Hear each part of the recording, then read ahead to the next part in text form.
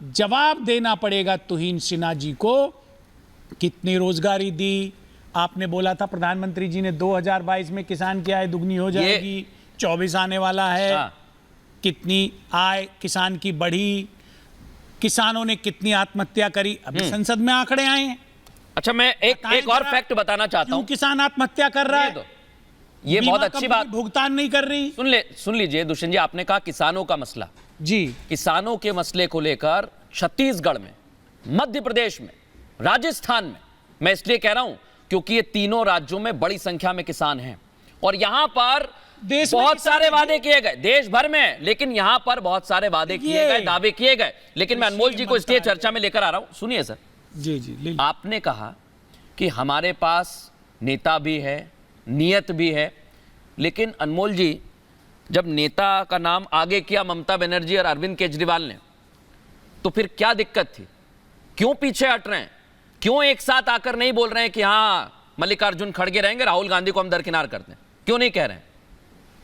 देखिए, जो इंडिया गठबंधन है, ये गठबंधन उन 67% लोगों का है जिन्होंने भारतीय जनता पार्टी को वोट नहीं दिया था। वो 67% लोग जो चाहते थे कि इस देश से बेरोजगारी दूर हो, इस देश से महंगाई दूर हो, इस देश में महिलाएं सुरक्षित रहें और इस देश से भ्रष्टाचार दूर हो। और जैसा तुहिन सिन्हा जी ने कहा, मैं इनकी बात से सहमत हूं कि हर वो शख्स प्रधानमंत्री मोदी जी के विजन के साथ आ रहा है जो इस देश को प्रगति के मार्ग पे नहीं, भ्रष्टाचार के मार्ग पर ले जाना चाहता है।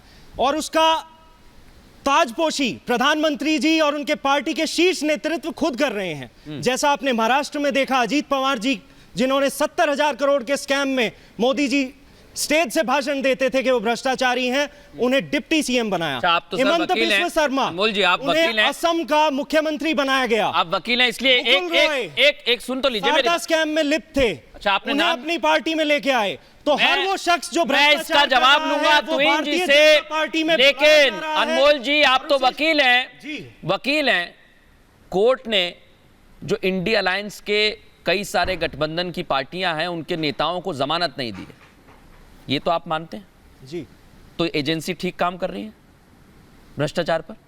ईडी नहीं, आप इधर उधर की बात में, आप ये बताइए, क्या एजेंसियां ठीक काम कर रही हैं? मैं बता रहा हूं आपको। ईडी और सीबीआई बीजेपी के प्रमुख घटक दल हैं। अच्छा, प्रमुख उनके सहयोगी हैं और जिस तरह से प्रमुख सहयोगी हैं, ऑपोजिशन पार्टीज के लीडर्स को टारगेट किया जा रहा है, यानी कोर्ट, ये देखिए, आप इधर उधर, आप वकील हैं, मैंने आपसे ना बीजेपी पूछा ना कांग्रेस, मैंने पूछा कोर्ट ने भ्रष्टाचारियों की जमानत पर क्या कहा, ये टिप्पणी आपको याद होनी चाहिए। बिल्कुल। तो क्या वो लोग कानून के मुताबिक अभी तक पूरा काम हो रहा है उनके खिलाफ? देश के उच्च न्यायालय ने इस देश के सबसे सर्वश्रेष्ठ शिक्षा मंत्री को बेल ना देते समय यह कहा कि ईडी और सीबीआई का केस 2 मिनट भी नहीं टिक पाएगा ट्रायल कोर्ट में। यह टिप्पणी जरूर करी।